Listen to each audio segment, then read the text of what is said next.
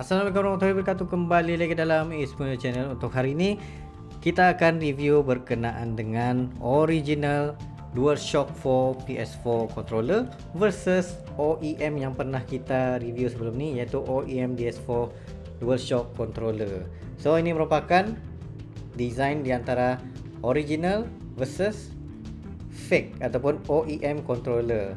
Yang untuk original ni macam biasalah, harganya dalam sekitar kalau used dalam RM150, tapi kalau new korang boleh dapat dalam RM200 hingga RM300 begitulah. Dan untuk OEM pula korang boleh dapatkan dalam sekitar RM50 hingga RM80 ataupun RM100 begitu. Dan kita akan tengok apa perbezaan yang ketara di antara kedua-dua controller ini. First kali kita tengok daripada segi button mapping ataupun button dia ni. Kalau tengok betul-betul kepada button dia ni, yang kepada original ni, memang dia punya design wise tu memang jenis yang solid plastik. Dan juga cara korang tekan pun agak smooth button dia ni, macam tekan pun cantik ya. Tapi kalau pada OEM ni korang akan rasakan dia punya kekasaran pada material pada genggaman ni, serta agak ringan berbanding yang original ni. Terusnya bunyi pun macam agak kasar, dan juga macam untuk sampai ke tab sini pun agak susah sedikit berbanding original. Kalau original ni agak lembut, tapi kalau yang OEM ni dia agak keras juga.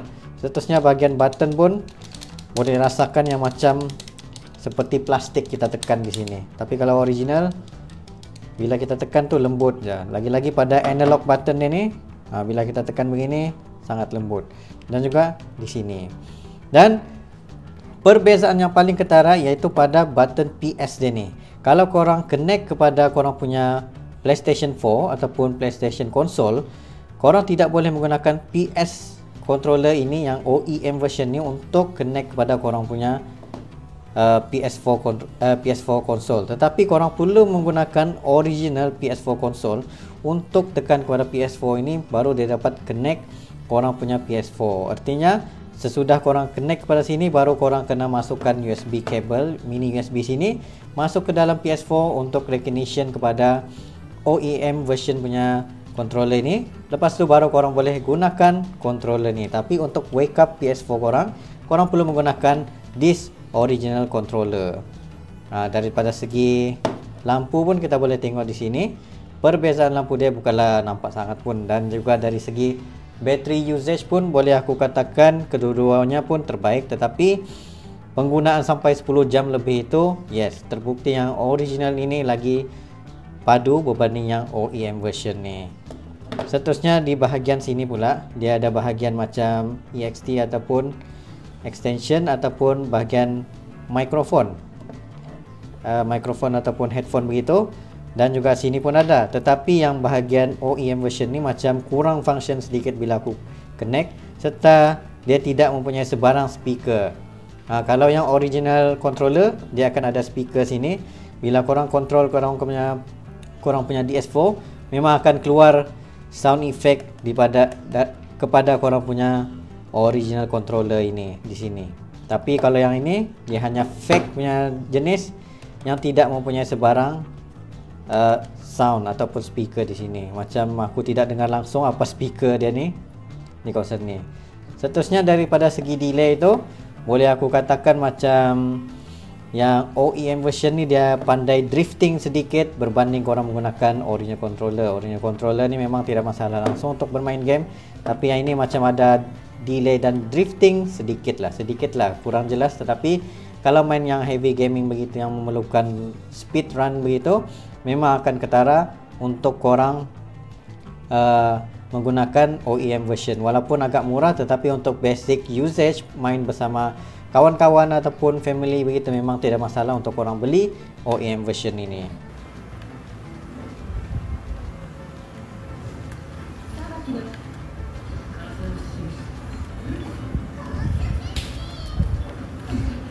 So selepas saja kita tengok macam mana aku bermain sendiri di dalam aku punya komputer, aku punya iPad juga, terusnya kepada aku punya PS4 console, dan terbuktilah yang memang jenis yang original seperti DS4 ini memang korang perlu angkut juga DS4 original supaya korang dapat merasakan sepenuhnya dia punya solid feel, main pun sangat puas hati dengan button dia ni tidak menyakitkan tangan berbanding menggunakan yang OEM version. Untuk main jangka masa yang lama ataupun jangka panjang yang panjang lah, game yang memerlukan berjam-jam main tu, prefer untuk menggunakan original terus berbanding OEM. Tapi untuk play for fun, boleh saja untuk angkat kepada OEM version dalam sekitar 50 hingga 70 ringgit ni, dan banyak design korang boleh dapatkan. Dan daripada segi ketahanan itu, ini aku tidak boleh jamin 100% lah. Maybe dia punya ketahanan 50-50, mungkin bakal rosak juga berbanding yang original ini. Walaupun kalau korang beli yang used original pun tidak ada masalah pun. Aku ada sertakan di link di bawah, sebab yang ini pun aku beli yang used original. Memang agak terbaik untuk gunakan use punya original ni. Memang kalau tengok sendiri macam tiada calar apa semua tu, perfect lah condition dalam sekitar RM150. So pilihan di tangan korang mana satu yang korang ingin beli. Korang boleh pergi komen di bawah ataupun pergi terus kepada link yang aku telah sediakan. Thank you very much for watching. Jumpa lagi next time.